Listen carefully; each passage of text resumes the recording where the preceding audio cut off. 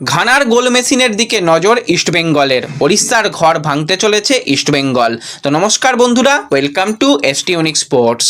বন্ধুরা, এই ভিডিওতে আমরা কথা বলবো বেশ কিছু ইন্টারেস্টিং ফুটবল আপডেট নিয়ে, যেখানে বিদেশি প্লেয়ারদের নিয়ে বেশ কিছু ট্রান্সফার নিউজ শেয়ার করার রয়েছে, বেশ কিছু ফুটবল আপডেট শেয়ার করার রয়েছে।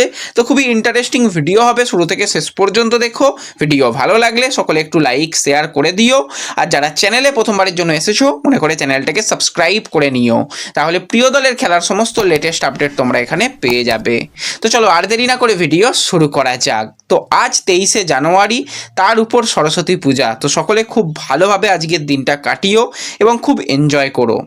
তো আমরা যদি সরাসরি ফুটবল নিয়ে কথা বলি, প্রথমেই বলতে হবে আজকে ইস্ট বেঙ্গলের ম্যাচ নিয়ে। তো রিলায়েন্স ফাউন্ডেশন ডেভেলপমেন্ট লিগে কিন্তু আজকে ইস্ট বেঙ্গল নামতে চলেছে দুপুর 2:30 থেকে। ব্যারাকপুর স্টেডিয়ামে খেলা রয়েছে। জয়ের হ্যাট্রিকের সুযোগ কিন্তু ইস্ট বেঙ্গলের সামনে রয়েছে, কারণ প্রথম ম্যাচে ইস্ট বেঙ্গল হেরে গেলেও তারপরে দুটো ম্যাচ ইস্ট বেঙ্গল মোটামুটি ভালো খেলেছে।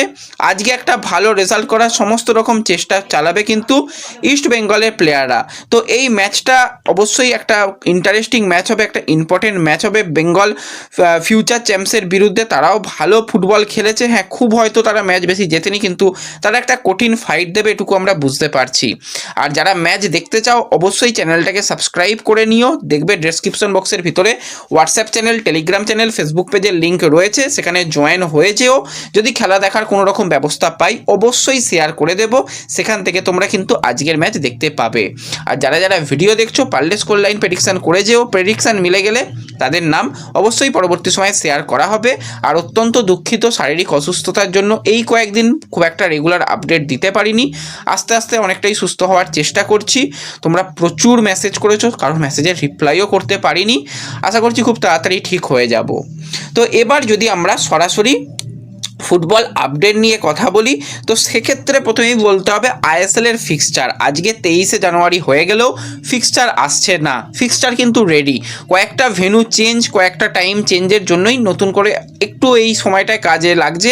আশা করা যাচ্ছে যে আজ অথবা কাল, আজকেই হয়তো ফিক্সচার হিসেবে কালকে রাত 8টা পর্যন্ত সমস্ত কাজ হয়ে গেছে এবং আজকেই হয়তো ফিক্সচার আসতে পারে। ফিক্সচার এলে সেটা আমাদের সোশ্যাল মিডিয়া পেজে দিয়ে দেব, সেখান থেকে তোমরা ম্যাচগুলো দেখতে পাবে।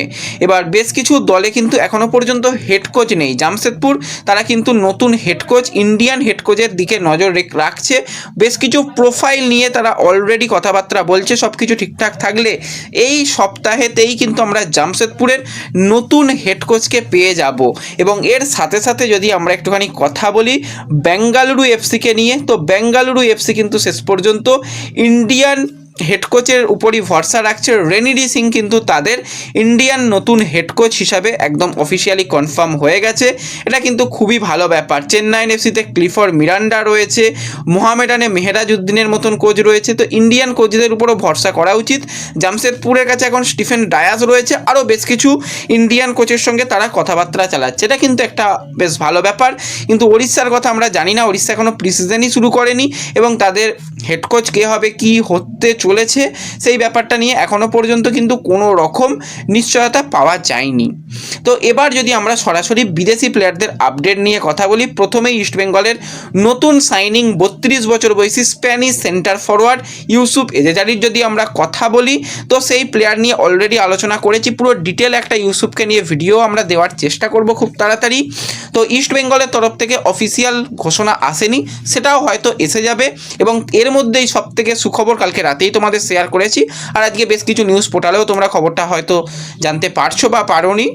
সেটা হচ্ছে ইউসুফ এজেজারি কিন্তু কালকে সে কিন্তু তার ভিসার জন্য সমস্ত কিছু আবেদন করে দিয়েছে। ভিসা যত তাড়াতাড়ি পাওয়া যাবে সে কিন্তু খুব তাড়াতাড়ি কলকাতায় আসতে পারে। যদি সব কিছু ঠিকঠাক থাকে তাহলে 28 তারিখের মধ্যেই কিন্তু কলকাতায় এসে প্রস্তুতিতে জয়েন করার কথা রয়েছে ইউসুফ এজেজারি।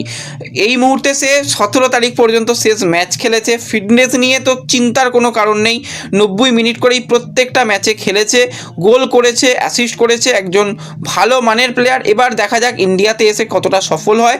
অবশ্যই ইউসুফ কিন্তু ইস্টবেঙ্গলের জন্য খুবই গুরুত্বপূর্ণ একটা প্লেয়ার হতে চলেছে। আশা করছি সে ক্লিক করলে কিন্তু ইস্টবেঙ্গল অনেকটা আরও বদলে যাবে, সেটা বলাই যায়। এছাড়া যদি আমরা ইস্টবেঙ্গলের সিনিয়র দলের প্রস্তুতি পর্ব নিয়ে কথা বলি, তোমরা কয়েকদিন ধরেই দেখছিলে সল হালকা সে রিহ্যাব করছে, না ইনজুরি কিছু নেই, রিহ্যাব করছিল। তো সল কিন্তু এখন পুরোপুরি ম্যাচ ফিট, তাকে নিয়ে চিন্তার আর কোনো কারণ নেই। মাঝে সাঝে হয়তো সাইড লাইনে অনুশীলন করবে, কিন্তু সে পুরোপুরি ফিট রয়েছে, সূত্র মারফত আমরা খবর পাচ্ছি। এবং আনোয়ার আলী, সেও কিন্তু বেশ কয়েকদিন অনুশীলন করেনি, সাইড লাইনেই মূলত সময় কাটিয়েছে। আনোয়ারও কিন্তু 10 মিনিট 15 মিনিট করে বল পায়ে অনুশীলন করছে। এবং আইএসএল এর প্রথম ম্যাচ ইস্টবেঙ্গলের রয়েছে 16ই ফেব্রুয়ারি, সেই ম্যাচের আগে কিন্তু এই দুজন প্লেয়ার একদম ফিট হয়ে যাবে এবং এদের নিয়ে চিন্তার আর কোনো কারণ নেই। এটা সবথেকে পজিটিভ ব্যাপার ইস্টবেঙ্গলের জন্য। তো ওভারঅল দলের এই মুহূর্তে পরিস্থিতি কিন্তু যথেষ্ট ভালো এবং আশা করছি এই ফিল গুড পরিবেশটা পুরো সিজন জুড়ে থাকবে। এরপর যদি আমরা কথা বলি একজন ইন্ডিয়ান প্লেয়ারকে নিয়ে, আমাদের চ্যানেলের থেকে অনেক আগেই এই আপডেট পেয়েছো, রিসেন্ট টাইমে ডেভেলপমেন্ট হয়েছে। তো সেই প্লেয়ার হচ্ছে 24 বছর বয়সী ভারতীয় রাইট উইং পজিশনে বা রাইট মিডফিল্ডার, প্রয়োজনে রাইট ব্যাকেও খেলতে পারে, ইসাকার আলতে। তো ইসাকার আলতে ওড়িশা এফসিতে দীর্ঘদিন ধরে রয়েছে, 2020 সালে সে জয়েন করেছে। টিল আজ পর্যন্ত সে ওড়িশা এফসির প্লেয়ার, কিন্তু বর্তমানে ওড়িশা এতদিন খেলেইনি। কিন্তু ইসাকার আলতে আর ওড়িশাতে কন্টিনিউ করতে চাইছে না, সে নতুন চ্যালেঞ্জ নেওয়ার জন্য সম্পূর্ণরূপে প্রস্তুত। তাকে বলা হয়েছে তুমি কন্ট্রাক্ট টার্মিনেট করে বেরিয়ে এসো, আমরা কিন্তু তোমাকে সাইন করানোর জন্য একদম রেডি রয়েছি। এবং দীর্ঘমেয়াদী অন্তত 3+2 এরকম একটা বড় চুক্তিতে কিন্তু ইসাকার আলতে ইস্টবেঙ্গলের পথে রয়েছে। যদিও এখনও পর্যন্ত অফিসিয়াল কিছু হয়নি, কন্ট্রাক্ট টার্মিনেট করে ফ্রি প্লেয়ার হওয়া পর্যন্ত ইস্টবেঙ্গল অপেক্ষা করবে। ফ্রি প্লেয়ার হয়ে গেলে কোনো অসুবিধাই নেই, সে যে কোনো সময় ইস্টবেঙ্গল সাইন করাতে পারবে। এবং যদি সব কিছু ঠিকঠাক দিকে এগোয়, সব কিছু যদি ঠিকঠাক থাকে, তাহলে কিন্তু ইশাকাকে আমরা এই সিজনেই ইস্টবেঙ্গলে দেখার চান্স রয়েছে। এছাড়া তোমরা সকলেই জানো, আমরা 4 দিন আগে কয়েকজন বিদেশি প্লেয়ারকে নিয়ে কথা বলেছিলাম, সেখানে অবশ্যই আইএসএল এক্সপিরিয়েন্স প্লেয়ারদের মধ্যে 25 বছর বয়সী ঘানার সেন্টার ফরওয়ার্ড কোয়ামে পেব্রাকে নিয়ে কথা বলেছি। কারণ এই প্লেয়ারটা ঘানার আন্ডার-23 দলের হয়ে খেলেছে, বয়সভিত্তিক দলের হয়ে তার খেলার অভিজ্ঞতা রয়েছে।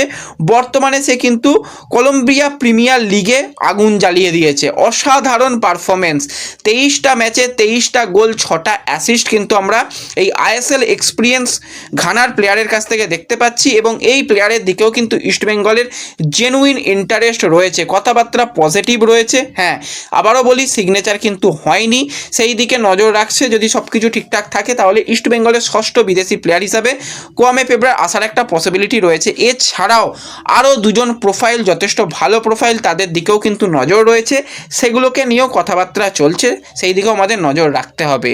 এবং সর্বশেষ যদি আমরা একটুখানি কথা বলি বাংলা দল নিয়ে, কারণ বাংলা দল প্রথম ম্যাচে তো দুর্দান্ত পারফরমেন্স করেছে, নাগাল্যান্ডকে 4-0 গোলে হারিয়ে দেওয়া, মানে প্রথম থেকেই কিন্তু বাংলা দলের ডমিনেট আমরা দেখেছি। সেখানে সায়ন গোল করেছে, সেখানে প্রত্যেকটা প্লেয়ার ভালো খেলেছে। সায়নের গোলটা আমার তো দারুণ লেগেছে, রবি হাঁসদা প্রথম দিকে গোল দিয়ে ইস্টবেঙ্গলকে লিড এনে দিয়েছিল, ভালো ম্যাচ গেছে। কিন্তু একদম বাস্তবের মাটিতে পা রাখতে চাইছে সঞ্জয় সেন। যে ম্যাচ হয়ে গেছে সে ম্যাচের ছিটে ফোটাও মাথায় রাখার কোনো চিন্তাভাবনা নেই, পরের ম্যাচ নিয়ে ভাবতে চাইছে এবং পরের ম্যাচ আরও কঠিন হবে বলে আশা করছে। যদিও প্রতিপক্ষ খুব বেশি শক্তিশালী নয়, তবুও কিন্তু প্রতিপক্ষকে যথেষ্ট সমীহ করছে। পরের ম্যাচ উত্তরাখণ্ডের বিরুদ্ধে রয়েছে, আগামীকাল খেলা রয়েছে। খেলা দেখতে পাবে ফিফা ফ্ল্যাশ মোবাইল অ্যাপ্লিকেশানে, সম্পূর্ণ বিনামূল্যে।